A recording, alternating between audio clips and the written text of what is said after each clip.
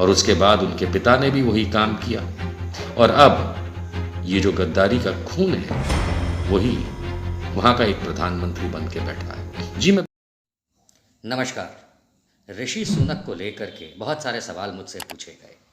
लोगों ने यहाँ तक पूछा कि ऋषि सुनक को लेकर के ये जो संघी चिंटू हैं ये इतना खुश क्यों हो रहे हैं। आइए आज मैं वो खुलासा करूँ जो कोई नहीं कर रहा है।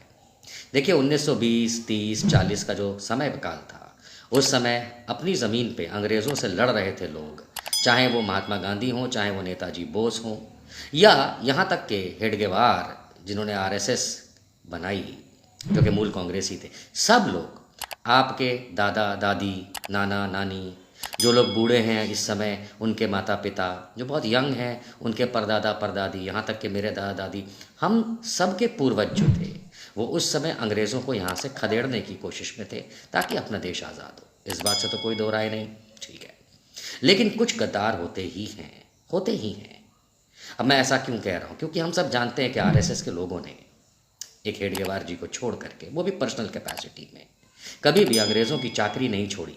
यहाँ तक कि श्यामा प्रसाद मुखर्जी जो कि भाजपा के आइडियोलॉग हैं, सारे के सारे संघी ये कहते रहे कि हम अंग्रेज़ों से नहीं लड़ेंगे, उन्हें देश की आज़ादी से कोई मतलब ही नहीं था, गुलामी पसंद लोग थे। उन्हीं में से एक ये मान के चलिए कि ऋषि सुनक के दादाजी, क्योंकि 1930 में गुजरावाला जो अब पाकिस्तान में है, उस समय ब्रिटिश कॉलोनी था, गुजरावाला के रहने वाले ऋषि सुनक के दादा अपनी इस ज़मीन को छोड़ के अफ्रीका चले गए। क्यों चले गए? क्योंकि साहब को अंग्रेज़ों की नौकरी करनी थी टैक्स कलेक्टर की। टैक्स कलेक्टर समझते हैं ना, जो लोगों से टैक्स वसूलता है, और उस ज़माने में लगान कैसे वसूला जाता था आप लोग जानते हैं। तो ये ऋषि सुनक के दादाजी अपने देश की आज़ादी में तो कोई योगदान दिया नहीं, अंग्रेज़ों की नौकरी करने चले गए, और उसके बाद उनके पिता ने भी वही काम किया, और अब ये जो गद्दारी का खून है वही वहाँ का एक प्रधानमंत्री बन के बैठा है। जी मैं बिल्कुल कहूँगा गद्दार। आप जिन्ना को गद्दार कह सकते हैं, तो फिर मैं इस खून की लाइनेज को भी गद्दार ही कहूँगा। हो सकता है कि आप में से कुछ लोगों को ये बात पसंद ना आए, पर सत्य हमेशा कटु होता है।